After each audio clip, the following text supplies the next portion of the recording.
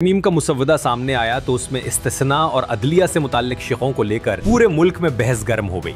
मुबस्सिरीन के नज़दीक ऐसे इक़दामात का मतलब सिर्फ एक ही हो सकता है, या तो हुकूमत किसी बड़े खतरे से खौफजदा है या फिर अरबाब इख्तियार को यह अंदाज़ा हो चुका है कि उनके दिन अब गिने जा चुके हैं, क्योंकि तारीख गवाह है मजबूत हुकूमतें कभी ऐसे आईनी इक़दामात नहीं करती। इस्तिस्ना, इख्तियारात की मुंतकली, जजेस के असर व रसूख में तब्दीली, ये सब चीज़ें तभी होती हैं जब कहीं ना कहीं इख्तिदार की इमारत के नीचे रेत सरक रही हो, और इस सारी कहानी में अवामी मकबूलियत एक बुनियादी फैक्टर है। बैनुल अक़वामी सर्वेज, गैलप पोल्स और माशी रिपोर्ट्स के मुताबिक मौजूदा हुकूमत की मकबूलियत तेजी से नीचे जा रही है। शायद यही वो वजह है कि अब हुकूमत गिराने का फैसला हवाई बात नहीं रहा बल्कि अमली शक्ल इख्तियार कर चुका है। लेकिन असल खबर पर जाने से पहले आपको इसका पूरा पस मंजर समझना जरूरी है। गुज़श्ता 1.5 साल में अपोजिशन ने जलसे किए, एहतजाज किए, बयानात दिए, लेकिन हुकूमत गिराने का सीधा ऐलान कभी नहीं किया क्योंकि वक्त मुनासिब नहीं था। मगर अब मुकम्मल मंसूबा तैयार हो चुका है, टाइमिंग सेट है, नक्शा बन चुका है, और इसी मंसूबे की रोशनी में आज अपोजिशन ने पहली बार खुले लफ्जों में कहा है कि हमने इस हुकूमत को गिराना है वरना पाकिस्तान डूब जाएगा। मगर असल में पसे पर्दा चल किया रहा है। इसका तासुर चेयरमैन अपोजिशन इत्तेहाद तहरीक तहफ़्फ़ुज़ आईन पाकिस्तान महमूद खान अचकज़ई के हालिया बयान से जाहिर होता है। पश्तूनख्वा मिली अवामी पार्टी के चेयरमैन और अपोजिशन इत्तेहाद तहरीक तहफ़्फ़ुज़ आईन पाकिस्तान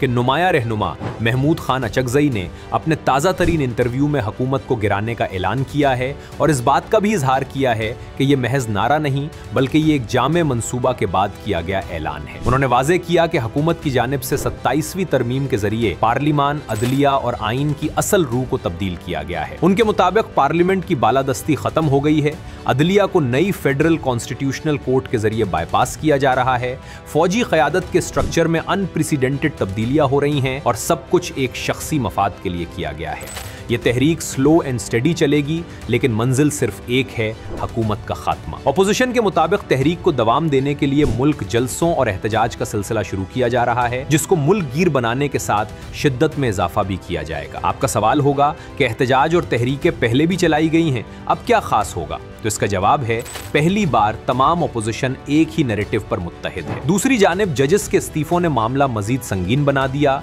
और इसकी तीसरी बड़ी वजह हुकूमत की मकबूलियत अपने लोएस्ट लेवल्स पर है। गैलप पाकिस्तान, इप्सोस, PIDA, तकरीबन तमाम सर्वेज बता रहे हैं कि महंगाई, बेरोजगारी, IMF के दबाव, लोड शेडिंग, कारोबारी एतमाद में कमी, इन सब ने हुकूमत के दिफा को कमजोर कर दिया है। अपोजिशन के मुताबिक वक्त पूरी तरह बदल चुका है। अब अगर हमने कुछ ना किया तो आइन का वजूद खत्म हो जाएगा।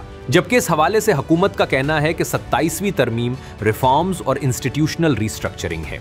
उनका मौक़िफ़ है कि सब कुछ पार्लियामेंट की आइनी ताकत से हुआ, दिफाई स्ट्रक्चर को मॉडर्न बनाना जरूरी था, और ये तरमीम इस्टेब्लिशमेंट के साथ मुशावरत से की गई। लेकिन हुकूमत की सबसे बड़ी कमजोरी ये है कि अब उनके हाथ से निकल चुका है।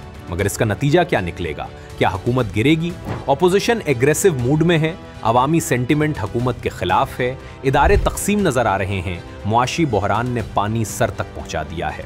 अब ये डिमांड बढ़ती जाएगी। टाइमिंग कोई भी हो सकती है, आम इंतखाबात, बाई इलेक्शंस या नेशनल डायलॉग के बाद नई तारीख। मगर इस सब से महंगाई बढ़ेगी, सियासी इंस्टेबिलिटी मजीद फ्लेयर अप हो सकती है। लेकिन अगर तहरीक कामयाब हुई और आइनी बैलेंस रिस्टोर हुआ तो लॉन्ग टर्म में फायदा होगा। पाकिस्तान की सियासत एक बार फिर एक क्रिटिकल टर्निंग पॉइंट पर आ खड़ी हुई है।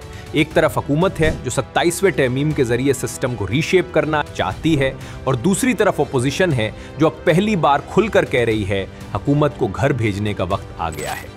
इस तहरीक के रोजाना अपडेट्स, एनालिसिस और ग्राउंड रिपोर्ट्स आप तक पहुंचाते रहें। ट्रेंड लेंस को सब्सक्राइब करें, वीडियो लाइक करें और बताएं आपके ख्याल में हुकूमत कब जा रही है।